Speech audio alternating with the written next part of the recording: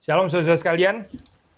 Shalom brothers and sisters. Kita hari ini akan merenungkan tentang salah satu demand tuntutan ya dari Yesus Kristus dalam kehidupan kita. We are going to contemplate on one of the demands that Jesus Christ made for Kita to our membaca lives. dari Matius pasal 10, kita membaca ayat yang ke-37. We're going to read from Matthew 10 verse 37. Saya membaca dalam bahasa Indonesia, nanti dibaca juga di dalam terjemahan. Barang siapa mengasihi bapa atau ibunya lebih daripadaku, ia tidak layak bagiku, dan barang siapa mengasihi anaknya, laki-laki atau perempuan, lebih daripadaku, ia tidak layak bagiku. Whoever loves father or mother more than me is not worthy of me, and whoever loves son or daughter more than me is not worthy of me. Mari kita masuk di dalam doa. Let us pray.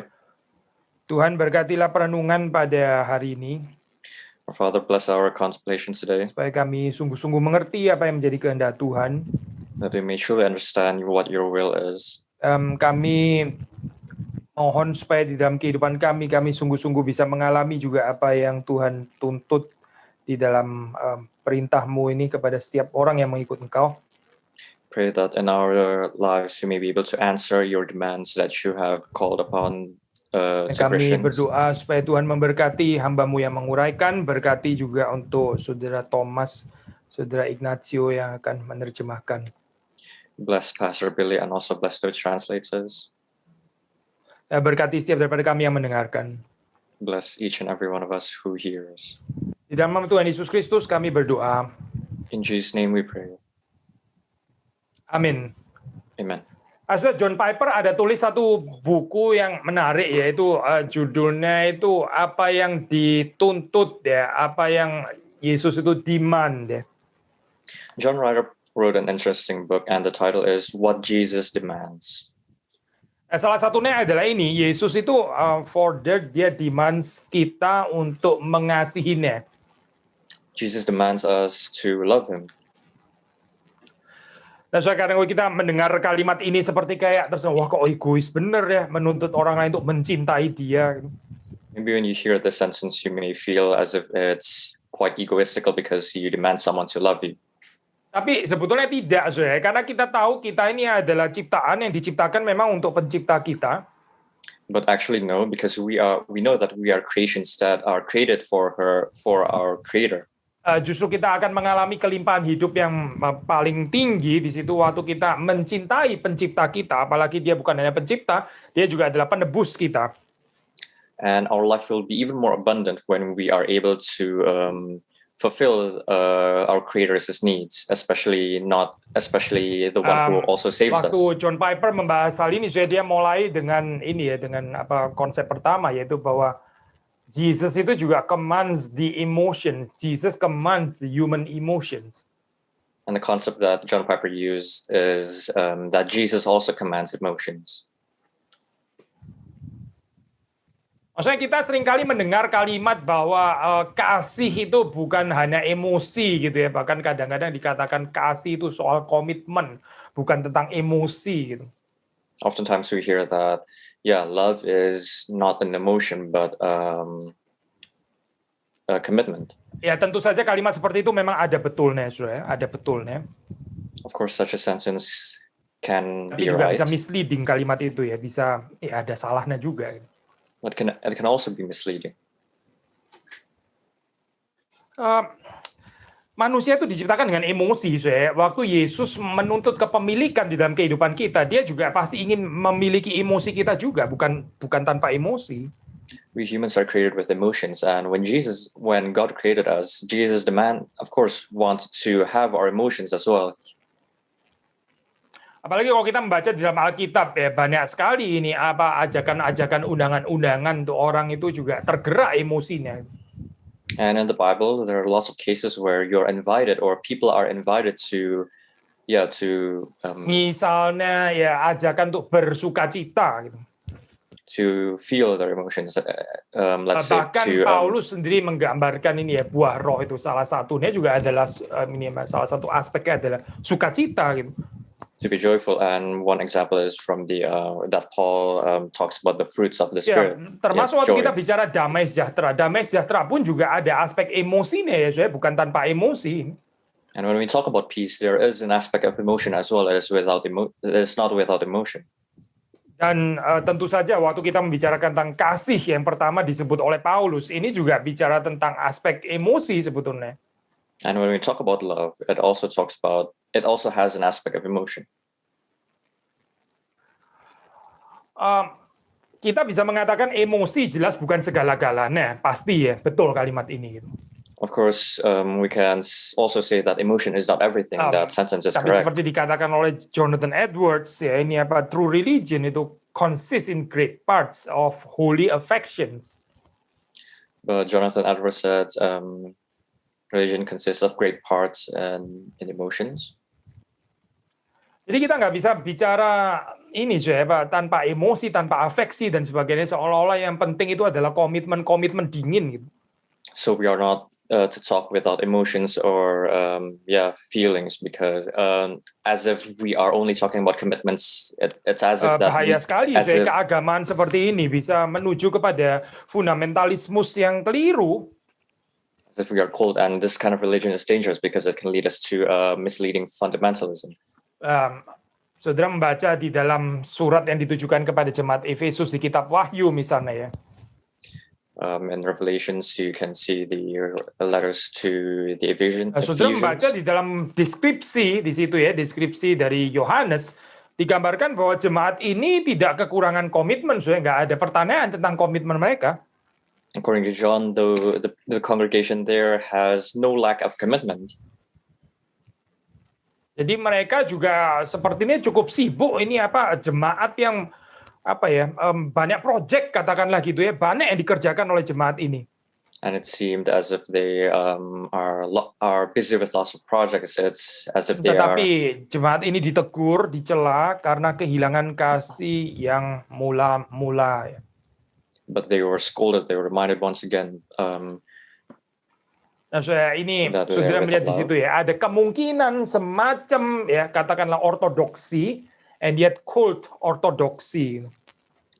There is a sense of orthodoxy, but there is also a cold orthodoxy. Ortodoksi kayaknya, mungkin juga ortodoksi sih bahasa Jerman harusnya, ortodoksi.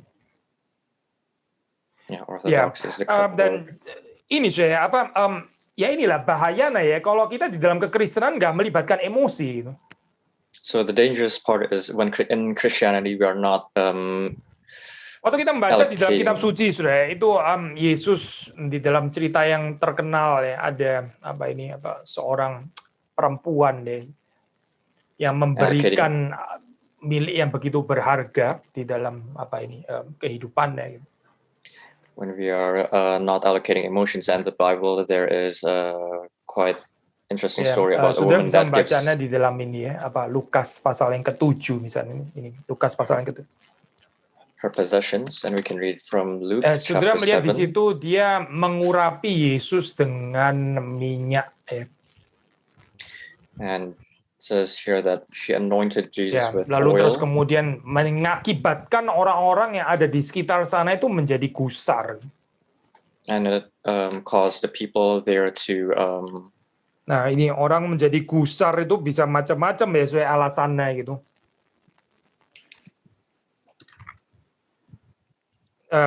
Dan seperti saudara tahu, manusia itu memang paling pinter ya mencari alasan untuk membenarkan kebersalahannya. It caused the people to be angry, and of course people can come up with many reasons to justify their emotions. Ya, misalnya gitu ya, ini Simon orang Farisi yang mengundang itu, kalau saudara baca pasal 7 ayat 39, dia mengatakan kalimat, jika ia ini nabi tentu ia tahu siapakah dan orang apakah perempuan yang menjamannya ini. Tentu ia tahu bahwa perempuan itu adalah seorang berdosa. Now in verse 39 it is said from the Pharisees, if this man were a prophet, he would have known who and what sort of woman this is who is touching him, for she is a sinner.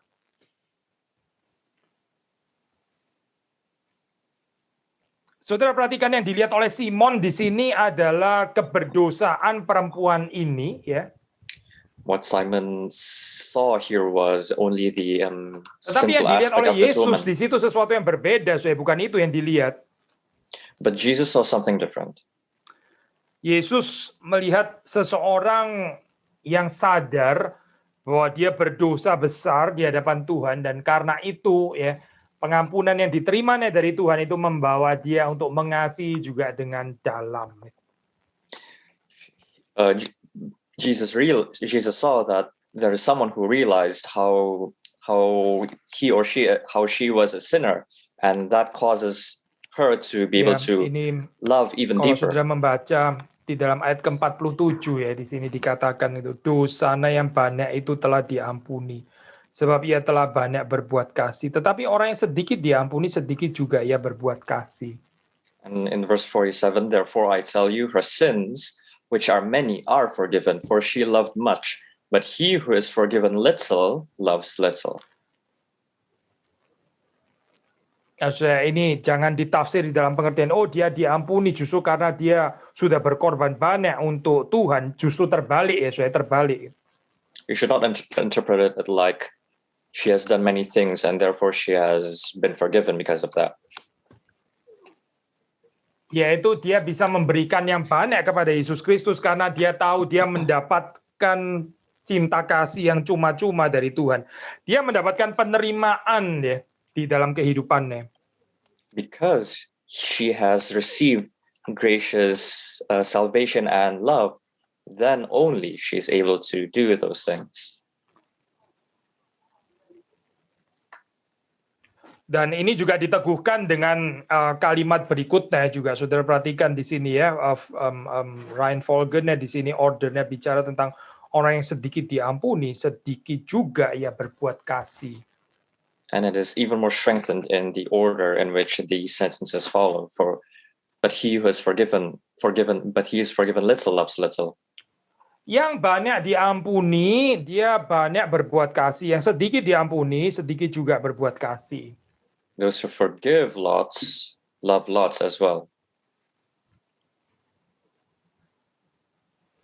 Saudara, apa yang tidak dilihat oleh Simon, si orang Farisi yang mengundang Yesus ini?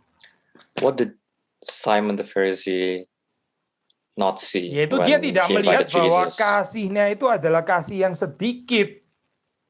That he didn't realize that his love was something little. Dia mungkin saja berpikir ya, dia sudah mengundang Yesus, dia cukup menghormati Yesus, ini cukup mengasihi. Yesus harusnya tahu diri bahwa ini nggak sembarangan bisa diundang seperti ini. Maybe he thought that, of course, he had invited Jesus and he expected Jesus to know his place, to know that he sudah was perhatikan di also dalam filled with kehidupan love. kita ya, kalau kita seringkali berpikir, saya sudah banyak berbuat kasih, saya sudah banyak melayani, saya sudah banyak berkorban, nah ini alamatlah saya di sini. And even in our lives, when we think that we have served enough, when we think we have loved enough, then it is just a recipe for disaster. Ya, ini menjadi satu peringatan seharusnya untuk kita ya di dalam keadaan yang seperti ini. So it becomes a warning for us in the situation. Demikian si Simon ini ya, seperti nggak bisa melihat kebaikan daripada perempuan ini ya. Mestinya kalau dia waras, seperti yang dikatakan Yesus sampai mesti menjelaskan ya, dia akan melihat in comparison dengan perempuan itu ya. Simon itu melakukan sedikit sebetulnya kepada Yesus. And maybe just like Simon, that did not see the love that is from the women. Saya membaca di dalam ayat ke-44 ya, beberapa kalimat saja di sini. Yesus mengatakan, engkau lihat perempuan ini, aku masuk ke rumahmu, namun engkau tidak memberikan aku air untuk membasuh kakiku. Tetapi dia membasahi kakiku dengan air mata dan menyekannya dengan rambutnya. Verse 44, do you see this woman? I entered your house. You gave me no water to my feet, but she has wet my feet with her tears and wiped them with her hair.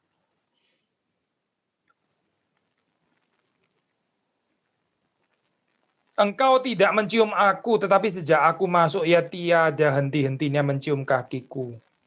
You gave me no kiss, but from the time I came in, she has not ceased to kiss my feet.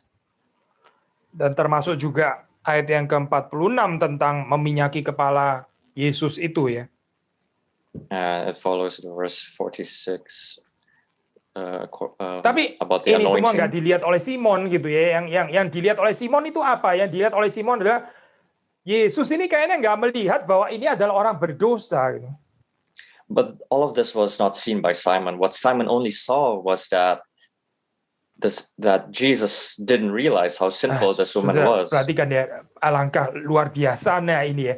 Bukan saja tidak tidak mengerti, tidak menyadari his own weakness ya, tapi malah sekarang melihat Yesus sepertinya yang kayak perlu dikoreksi gitu.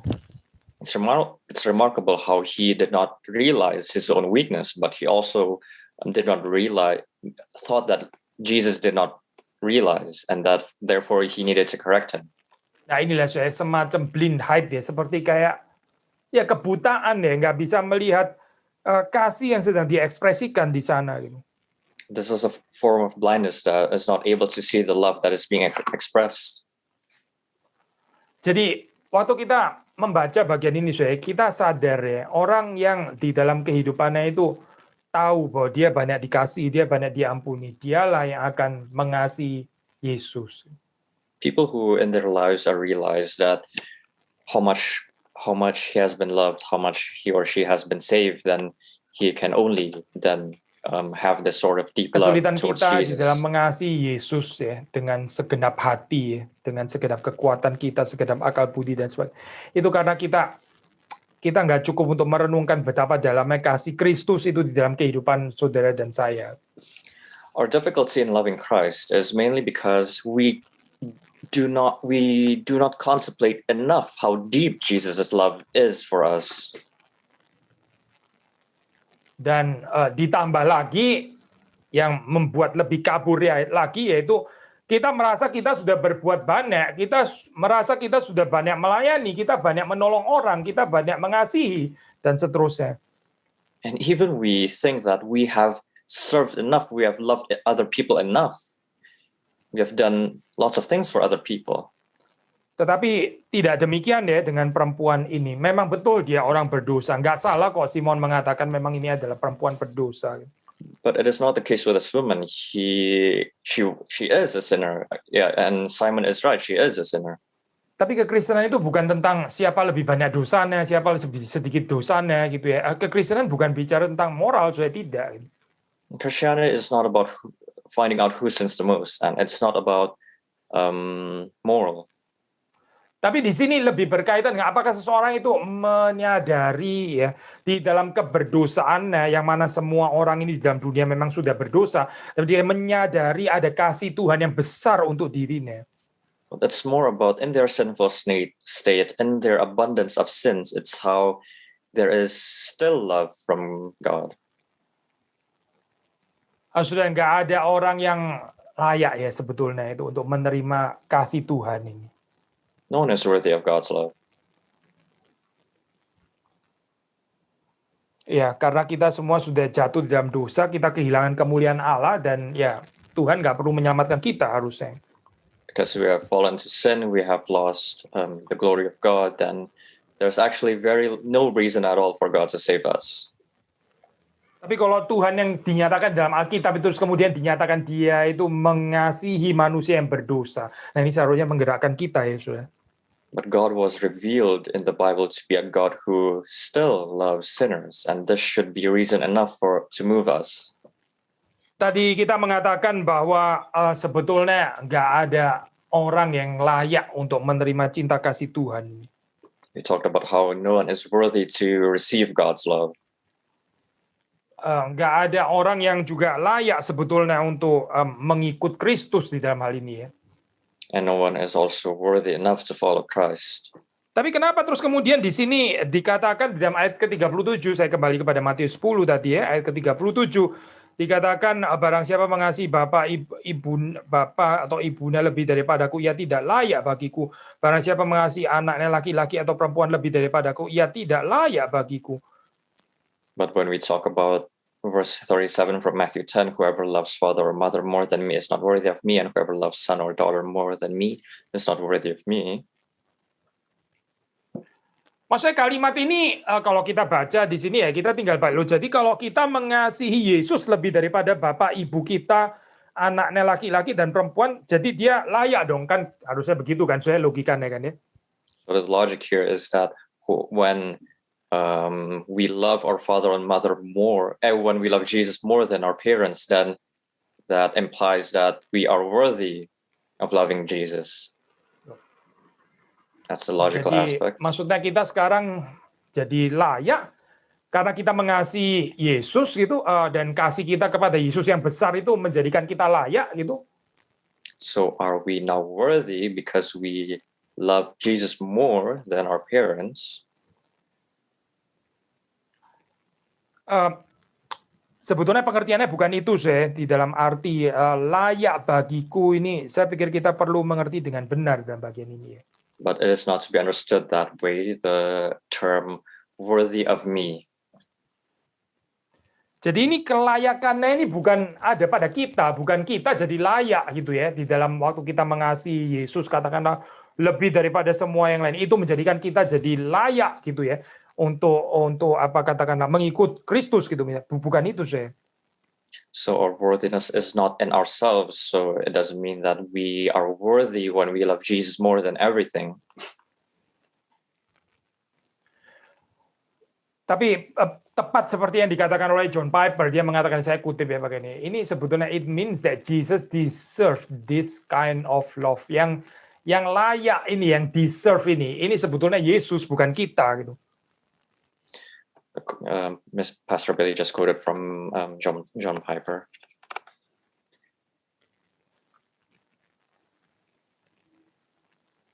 Maksud dia itu begitu mengasihi kita ya, itu sesuatu yang layak ya.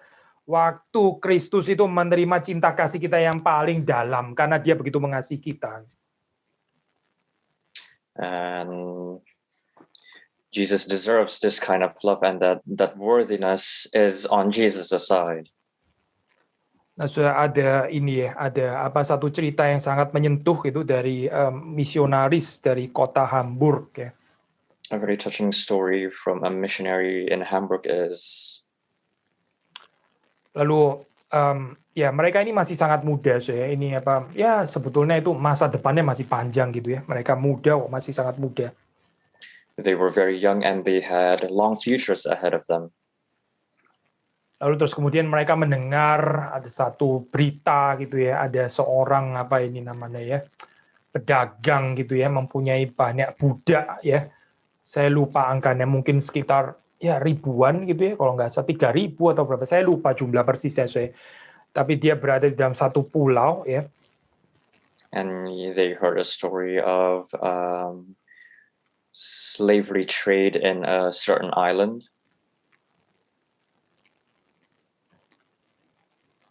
Lalu pedagang ini bersumpah gitu ya, dia berjanji kepada dirinya sendiri, saya pokoknya nggak mau ya itu budak-budak saya itu mengenal kekristenan. Saya berjanji ya saya akan taruh di pulau ini, dan di pulau ini nggak mungkin bisa ada orang memberitakan tentang Kristus. And the trader swore an oath to himself that he will not allow his slaves to know Christianity, and he also swore that Christianity will not be able to enter that certain island. Dipenuhi kebencian seperti ini ya, Saudara. It's amazing how someone can be filled with so much hatred dan like so this. Kecil gitu ya, yaitu kepada Kristus gitu, ke Kristus dan Injilnya dan pemberitaan namanya, nggak boleh sampai di pulau yang saya punya ini. And it is very directive towards Christ, and he even said, Christianity will not be able to enter that Lalu island. waktu berita itu dibaca oleh dua misionari ini, mereka tergerak. And when these two missionaries heard of this story, they were moved. Tapi mereka tahu nggak ada cara untuk bisa, ini sudah dikatakan seperti itu, nggak mungkin, berarti misionari nggak boleh masuk ke sana. Gitu. And of course, they know because of the sentence, no other missionaries can go there. Lalu mereka bergumul, mereka berpikir, mereka berdoa, dan akhirnya mereka mendapatkan satu jalan keluar, satu jawaban. They wrestled and they prayed for a long time, and finally they found an answer to this. Sebetulnya ada satu cara gitu ya untuk memenangkan budak-budak yang belum mengenal Kristus itu.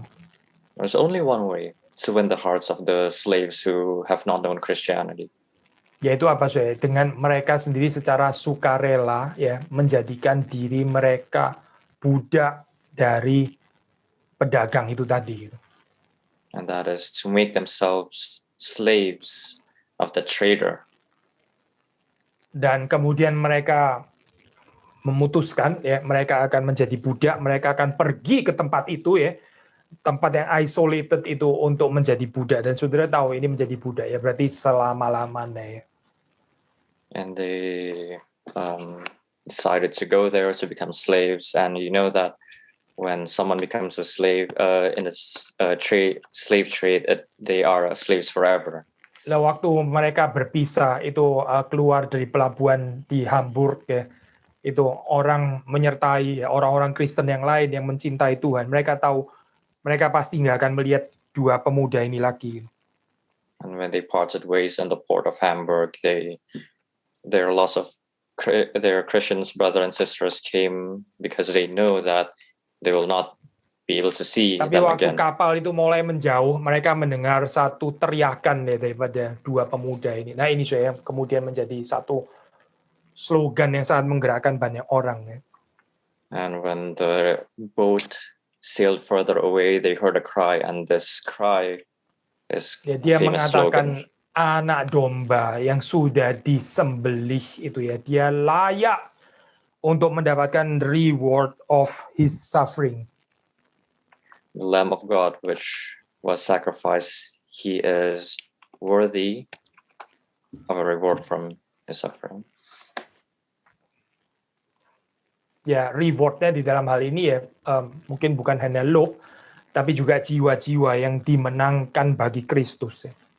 And the glory here is not only about praise, but also the lives that are won for Christ. Saudara perhatikan ya, orang-orang yang mengerti ya berapa dalamnya pengorbanan Kristus. Mereka itu adalah orang-orang yang paling mengerti apa artinya mempersembahkan diri bagi Tuhan. People who understand the gravity of love of Christ's sacrifice are able to love Christ as well in that Tapi level. di dalam dunia ini saya ada begitu banyak distraction ya, yang menarik arah hati kita sehingga kita ini nggak mengasihi Tuhan dengan segenap hati kita. But in this world, there are many distractions that hinder us from loving Christ the way we should. Sekali lagi saya ayat ini mengingatkan kepada kita ya, Yesus itu layak ya sebetulnya menerima cinta kasih kita yang paling dalam. This verse talks about how Christ deserves and is worthy to receive our Matius deepest memang nggak love. memakai apa ini ya istilah seperti yang digunakan di dalam apa ini di dalam Injil yang lain di situ ya, misalnya Injil yang lain tuh pakai istilah barang siapa tidak membenci bapa dan ibu. Matius nggak pakai istilah membenci. And it is quite used differently in other parts of the Bible. It talks about whoever hates his father or mother and not loves, like how Matthew has written here. Ya, Lukas memang di dalam hal ini menulis dengan lebih radikal saya ini ya Pak, Injil yang lain itu tadi ya, ini dibandingkan dengan Matius. Gitu. And Luke can explain it more radically. Tapi sebetulnya than in artinya Matthew. sama sih, kita tahu ini artinya sama. Gitu. But we know that both have the same meanings. Maksudnya jika dibandingkan saya cinta kasih kepada Kristus ya, lalu dibandingkan dengan cinta kasih kepada yang lain ya, itu gap-nya itu begitu besar seharusnya sehingga seolah-olah kasih kepada yang lain itu jadi terlihat seolah-olah seperti benci. And here we can make a comparison for our love towards other people and our love towards Christ, and because of that difference in comparison, we can say as if it's hate instead. Saudara, apakah ayat seperti ini terus kemudian menjadi satu encouragement atau apa atau mungkin lebih tepat discouragement orang untuk mencintai keluarganya kah? It can be a discouragement for people not to love their family. Di dalam Injil ada cerita yang dicatat di situ ya, orang Farisi, likely sih bukan karena mendengar pengajaran Yesus karena mereka benci kepada Yesus, tapi mengerti semacam konsep seperti ayat ini, tapi totally salah. The Pharisees, of course, have a certain concept of understanding this, of the principle as well, but they understood it wrongly.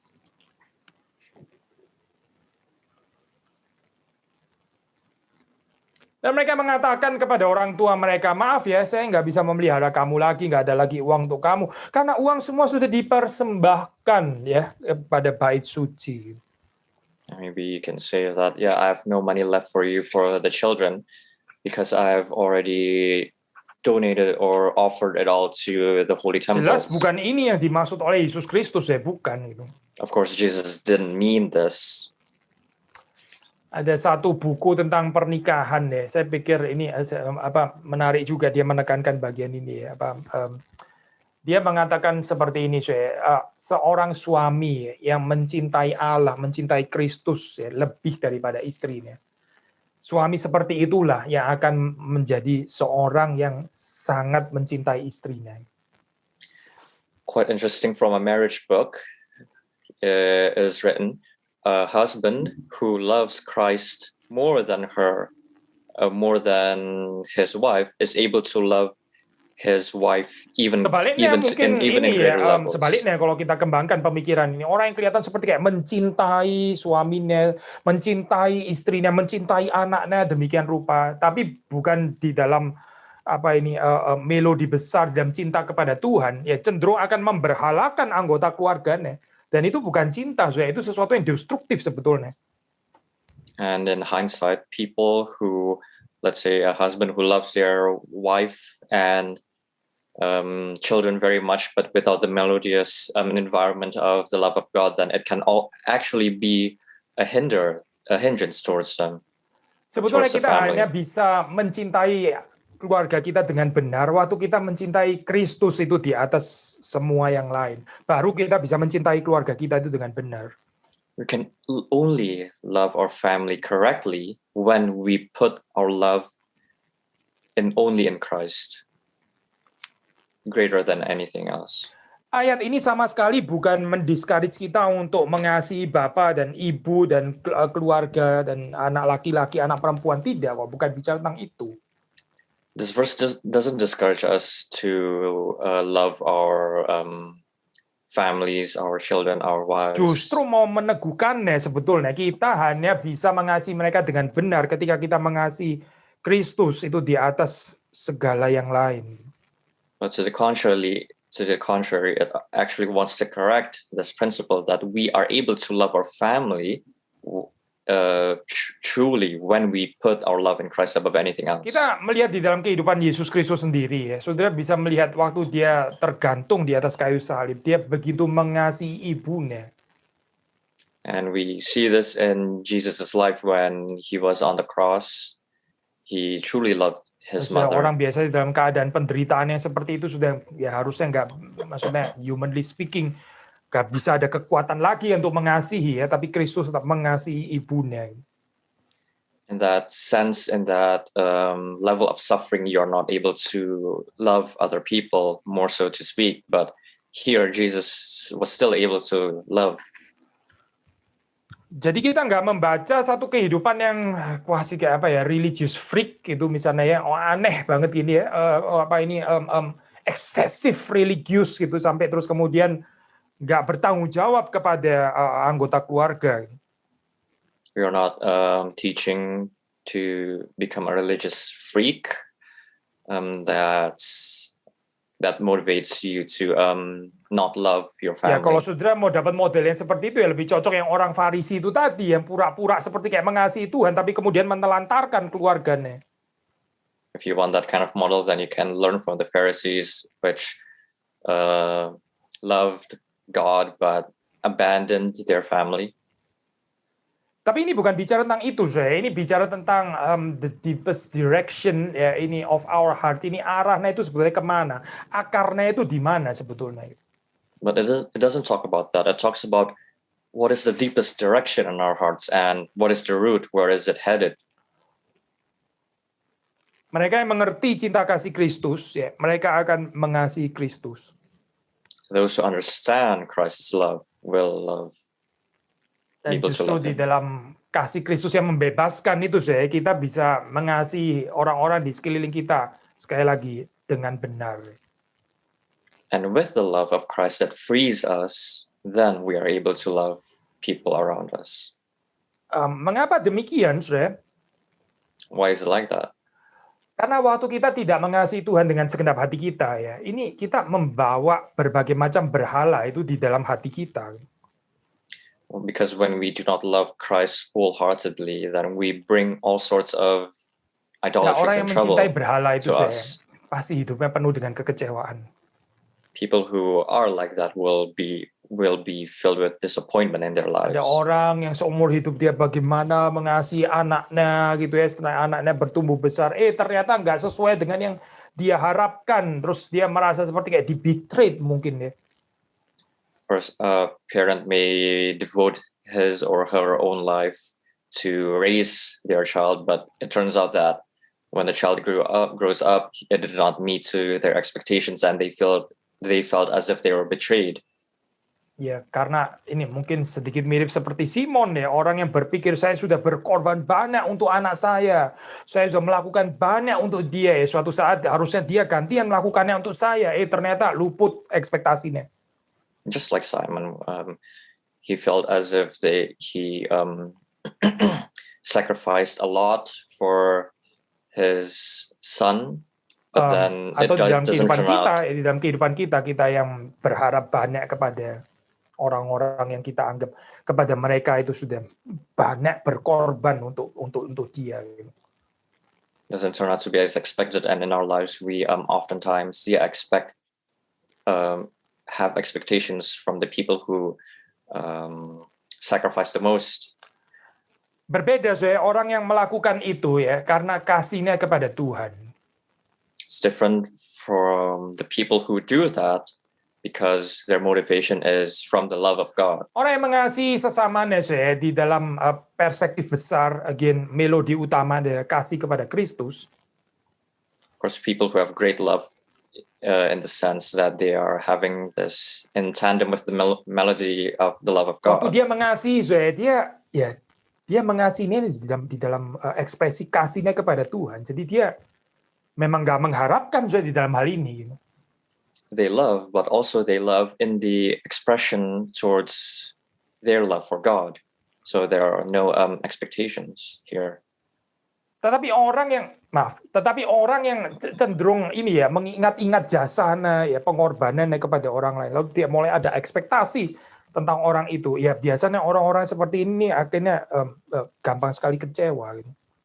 But people who are very self-conscious about their works, about their sacrifices, and because of that they have lots of expectations towards the other party, then they will be filled with disappointment. Saya masih ingat ada satu cerita gitu ya, ini jemaat katakanlah yang mempunyai keuangan yang cukup, lalu terus kemudian ini mendukung ini calon hamba Tuhan yang sedang studi. There is a certain story about a wealthy congregation, about a wealthy member that he wants to support a candidate for a servant. Orang yang mendukung ini kecewa gitu loh. Kenapa kecewa gitu ya? And this man was disappointed, but why was he disappointed? Ya, karena calon hamba Tuhan yang waktu itu sedang studi itu ya, kok pakaiannya itu rapi lo, terus kelihatan sabuknya seperti kok ini kayaknya sabuk mahal ini gitu misalnya. Loh, ini orang mendukung tapi kok mempersoalkan cara pakaiannya orang gitu ya. Jadi masih bagaimana ya? But he was disappointed because the candidate for God's servant, when he was in his studies, he wore expensive attire, but it doesn't make sense because it actually supports him. But why is he complaining about this? Jadi bagaimana sih calon hamba Tuhan masih pakai pakaian compang-camping yang bau 3 hari sekali cuci gitu terus. Oh, saya rela mendukung ini karena ini orang susah gitu. Atau bagaimana ya? So how should it actually be? Should the candidate of God's servants only wear tattered clothes and only worn out clothes? Sudah disclaimer sedikit, ini bukan tentang saya ya. Nanti saudara pikir saya sedang sharing unek-unek lagi. Ini bukan tentang saya, ini orang lain. A disclaimer: this humble servant was not me. It's not me. It's another person. Tapi yang kita mau katakan adalah ini, orang waktu memberi ya, waktu dia terlalu mengingat jasanya, kebaikannya dia dan sebagainya, itu dia bisa menaruh satu pengharapan yang akhirnya dia lupa waktu dia memberi itu sebetulnya sudah hilang ya, sudah diberi ya, sudah kita percayakan kepada orang itu bertanggung jawab di hadapan Tuhan gitu. They forget that once they do these kinds of things, once they sacrifice their things, then it is already gone. It's not with them anymore. And we need to, take this and also be responsible before God. Ya, termasuk juga cinta kasih kita kepada orang-orang yang paling dekat dengan kita. So ini yang paling sulit gitu ya, menganggapnya setelah saya memberikannya ya sudah saya percayakan dalam tangan Tuhan, sudah jangan dihitung-hitung lagi gitu loh. And it's also applicable to when we love our neighbors. We love and then we leave it to God's hands. Makanya sekali lagi kita mengatakan yang membebaskan kita dari sifat seperti itu adalah kasih kepada Kristus yang sedalam-dalamnya. And what frees us from this kind of mindset is the love of Christ, the love towards Christ that is as deep as possible.